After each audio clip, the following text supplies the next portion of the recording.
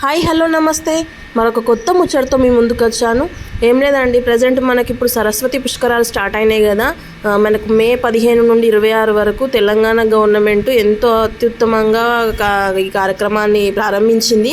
మనకి ఇది 12 సంవత్సరాలకు ఒకసారి, అంటే ఉమ్మడి ఆంధ్రప్రదేశ్లో ఉన్నప్పుడు 2013లో జరిగింది అని అంటే, మళ్ళీ ఇప్పుడు తెలంగాణ ఏర్పడిన తర్వాత మొదటి సరస్వతి పుష్కరాలండి.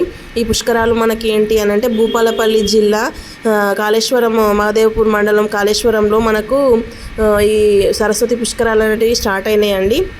దీని ద్వారా ఏంటి అని అంటే, ఎంతో జ్ఞానాన్ని సరస్వతి అమ్మవారు మనకి ఇస్తారు అన్న నమ్మకంతో చాలామంది భక్తులు ఇక్కడికి విచ్చేసి వాళ్ళ పాపాలను పోవాలని, జ్ఞానాన్ని పొందాలని వెళ్తున్నారు ఇక్కడికి. సంవత్సరాల క్రితం మనకి సరస్వతి నది ఉండేది, కానీ భూగర్భంలో మరియు వాతావరణంలో వచ్చిన మార్పుల వల్ల ఇప్పుడు పైకి కనిపించడం లేదు. కానీ ఇప్పటికీ భూగర్భంలో అంతర్భాగంగా నడుస్తుంది, కొన్ని ప్రాంతాల్లో మాత్రం కనిపిస్తుంది అనే నమ్మకంతో భక్తులు ఇప్పటికీ కొలుచుకుంటున్నారు.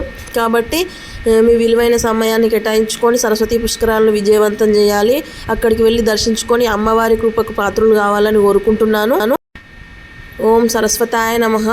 ఒకవేళ మీకు ఈ వీడియో కనుక నచ్చినట్టయితే లైక్ చేయండి, షేర్ చేయండి, సబ్స్క్రైబ్ చేయండి, కామెంట్ చేయడం మాత్రం మర్చిపోవద్దు. వీలుంటే మాత్రం సమ్మర్ హాలిడేస్ కాబట్టి ఖచ్చితంగా మీరు మీ పిల్లలు పుష్కరాలను దర్శించండి. థ్యాంక్ యూ అండి, బాయ్.